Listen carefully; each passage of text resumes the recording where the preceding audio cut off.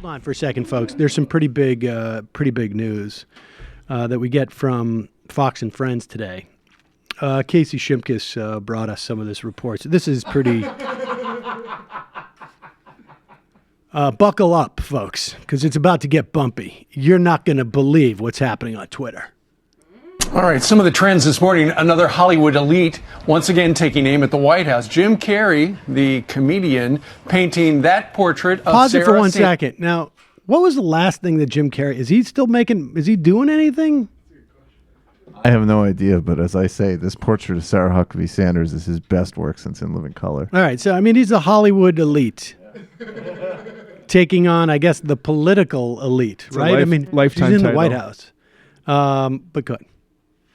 Sanders as a monster, blasting her on Twitter as a so-called Christian whose only purpose in life is to lie for the wicked monstrous. Well, here with the outrage lighting up social media is Fox News Headlines 24/7 reporter. Wait a second. So there's more to this story, folks. It's not just that Jim Carrey painted a picture of Sarah Huckabee Sanders, and said that she does the work of a monster. There's more to the story, so we better bring in a correspondent, and here she is.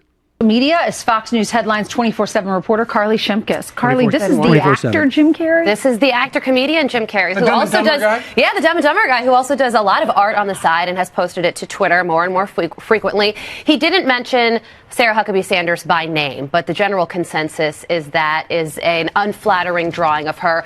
About 9,000 comments have been written about this picture, and it's clear that the people who don't like the Hollywood folks talking about politics don't like this, and they're very ticked off about it. So I think we have some viewer comments on it. All right. Jamie on Twitter says, I wish you were still making movies so I could go not see them. Ian writes, to summarize, you're insulting a woman who worked for the world's most powerful office. You're mocking her appearance, and you're presuming to know more about her private faith, one held by millions of other Americans, simply by what you see on TV.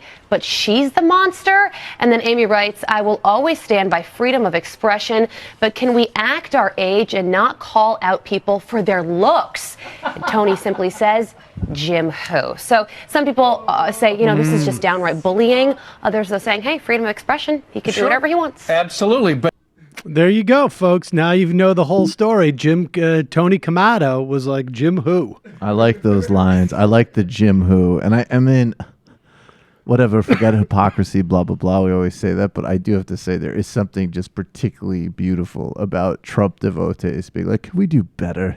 Right. Criticizing people's looks. Yeah. Also, for a TV station where every woman has to look like a fucking blonde Barbie doll to work there, I would say glass houses. Oh, without a doubt. I also like that that's literally her job. They're like, now here's the woman in the cocktail dress who reads idiots' tweets who watch the show. But to be fair, she is 24/7. That's what she was brought on as the 24/7. She was up all night. So doing she that was up story. all night tracking the Jim Carrey story and pulling different reactions to the Jim Carrey story from like Tony and Amy. And I love that humor structure too. That I wish you had a new movie so I could not see it. Exactly. Well, it's you don't Inversion. You don't not suck. That's comedy. there you go, folks. Now you know the rest of the story because a lot of people were emailing like, what's going on now with this whole Jim Carrey thing? And I just wanted to get it out there so that we wouldn't have this hanging over us over the course of the whole show.